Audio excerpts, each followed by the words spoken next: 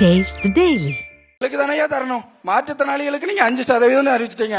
அதுல திமுக கட்சிக்காரங்களே போலியா எங்களை ஏலத்துல பங்கெடுக்க விடாமலே கடைகளை பூரா ஆட்டை போடுறாங்க. அப்ப இது என்னையா ஆச்சு? கேட்டா முதல்வர் நான் மாற்றுத்திறனாளிகளுக்காகவே குரல் கொடுக்க இருக்கிறேன், உங்களுக்காக நான் வாழ்றேன்னு ஒரு பொய்யான அறிவிப்பெல்லாம் விடுறாரு.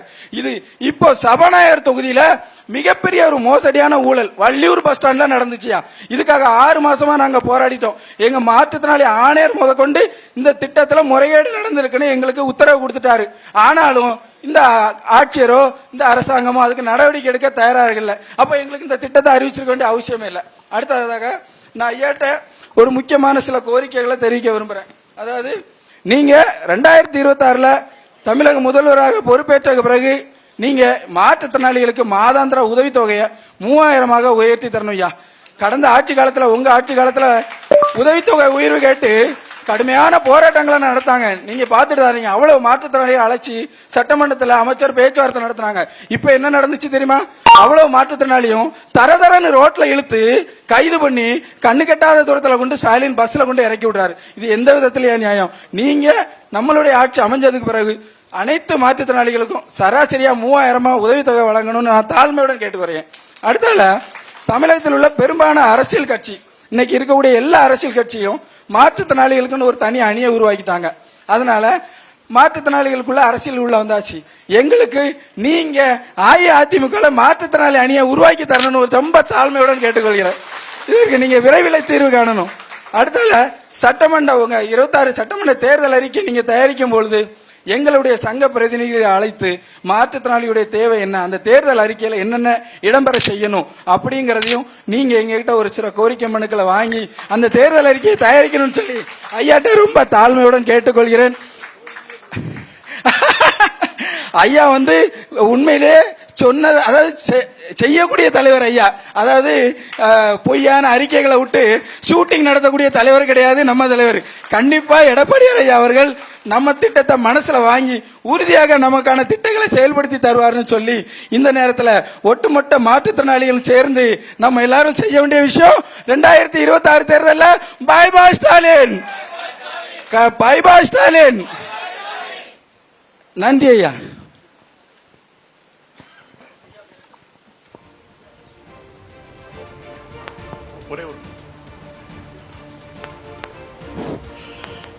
இப்பொழுது தமிழக மாற்றுத்திறனாளிகள் சட்ட பாதுகாப்பு சங்கத்தினுடைய மாநில பொருளாளர் வழக்கறிஞர் திருமதி காந்திமதி அவர்கள் கருத்துரை கூறுவார்கள். ரத்தின சுருக்கமாக பேசுமாறு அன்போடு கேட்டுக் கொள்கின்றோம். அதை மொழிபெயர்ப்பாளர், சைகை மொழிபெயர்ப்பாளர் மரியாதைக்குரிய சரவணன் அவர்கள் மொழிபெயர்ப்பார்கள். வணக்கம் ஐயா. அதாவது திராவிட மாடல் ஆட்சியில இருந்து அரசாணை 20 வெளியிட்டு இருந்தாங்க. அதுல என்னன்னா கற்றறிந்த மாற்றுத்திறனாளிகளுக்கு 4% இடஒதுக்கீடு கொடுத்திருந்தாங்க. அதுல 4% இடஒதுக்கீடு சிறப்பு ஆட்சேர்ப்பு தேர்வு மூலமா செயல்படுத்துறதா சொல்லியிருந்தாங்க. அது சொல்லி ஓராண்டுக்குள்ள நிறைவேற்றதா சொன்னாங்க. இது சொல்லி 2 வருஷம் முடிய போது அவங்களுடைய ஆட்சியும் முடிய போறது இன்ன வரைக்கும் வரல. அதாவது அரசு துறைகள்ல உள்ள அந்த பணி காலியிடங்கள்ல அதுல உள்ள தொகுதி அடிப்பில் ABCDங்கிற ஒரு தொகுதியில உள்ள பணியாளர்கள் எல்லாம் ஒன்றிணைத்து அதுல ஒட்டுமொத்தத்துல 4% அவங்களை கணக்கெடுத்து இன்ன வரைக்கும் செய்யறேன்னு சொன்னாங்க. கணக்கெடுக்கிறது என்ன 3 மாசம் ஆகுமா 6 மாசமா இன்ன வரைக்கும் ஆச்சு. அந்த கணக்கெடுப்புக்கு ஒரு விடையும் தெரியல ஐயா. அதனால அந்த மாற்றுத்திறனாளிகளுக்கு நீங்க கவர்மெண்ட்ல தான் ஒரு வேலை கிடைக்கனால அவங்க படிச்ச படிப்புக்கு ஒரு பிரைவேட்லயாவது அவங்களுக்கு கிடைக்கக்கூடிய ஒரு வேலையை கொடுக்கணும்னு சொல்லி உங்களுடைய ஆட்சி காலம் வந்த உடனே வருகிற 2026 நீங்க கற்றறிந்த மாற்றுத்திறனாளிகளுக்கு அவங்க 4-5 அவங்க பேருக்கு மேல நிறைய டிகிரி வாங்கி வச்சிருக்காங்க. ஆனா அவங்களுக்கு எந்த பிரயோஜனம் இல்லாம வீட்டுல தான் உட்கார்ந்துட்டு இருக்காங்க. அவங்களுடைய கல்வி கற்ற கல்விக்கு பலன் கிடைக்கணும்னு சொல்லி அதுக்கு நீங்க தான் ஒளியேற்றி வைக்கணும். நன்றி. எனக்கு இப்பொழுது நாமெல்லாம் ஆவலோடு எதிர்பார்த்து கொண்டிருக்கின்ற வருங்கால தமிழகத்தினுடைய முதலமைச்சர், இன்றைய தமிழக சட்டப்பேரவையினுடைய எதிர்க்கட்சி தலைவர், கழக பொதுச் செயலாளர், இயக்கத்தின் இமயம் அண்ணன் எடப்பாடியார் அவர்கள் இப்பொழுது கருத்துரை வழங்குவார்கள்.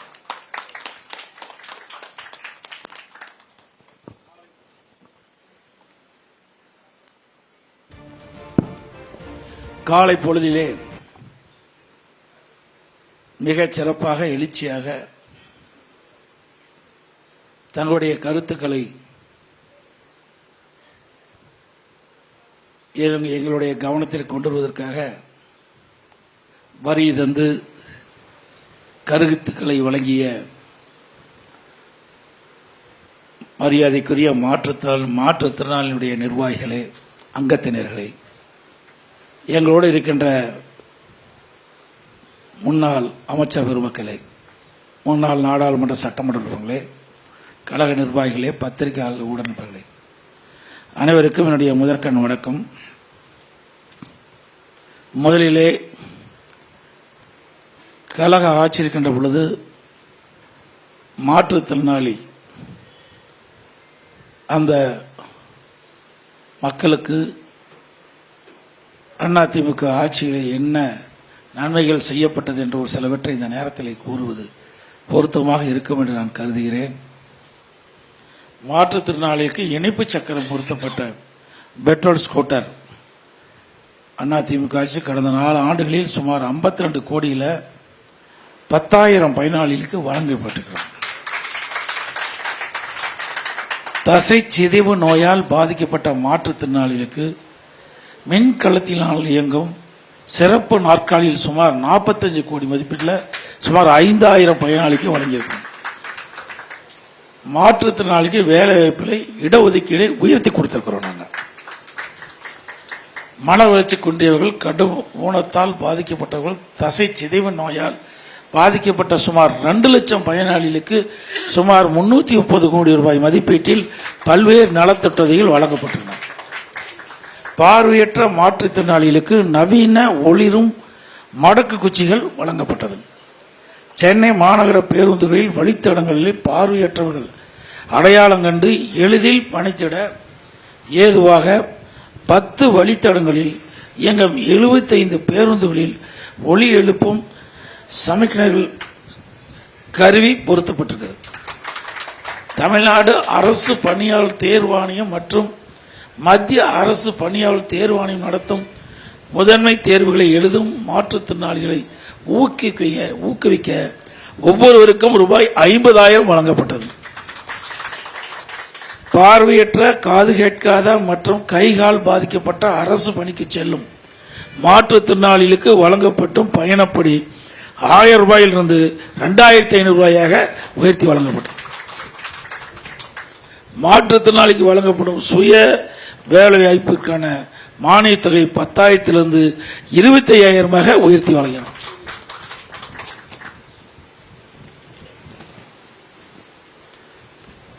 நாலாண்டுல காதொலி கருவி ரூபாய் 5 கோடி மதிப்பீட்டில் சுமார் 15,500 பயனாளிகளுக்கு வழங்கப்பட்டது. அதிக உதவி தேவைப்படும் 8 மாற்றுத்திறனாளிகள் தங்களுடன் ஒரு உதவியாளரை வைத்துக் கொள்ள அவருக்கு ஏற்கனவே வழங்கப்படும் மாதாந்திர பராமரிப்பு தொகையுடன் கூடுதலாக 1000 ரூபாய் வழங்கப்பட்டது.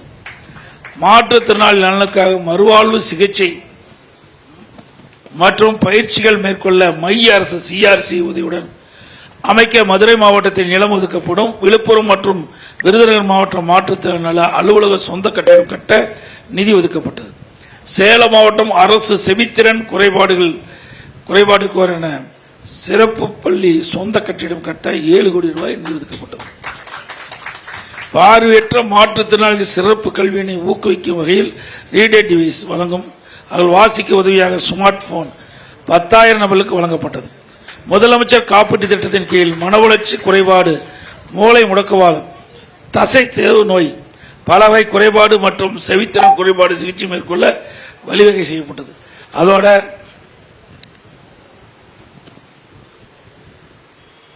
பேச முடியாத குழந்தைகளுக்கு ஸ்பீச்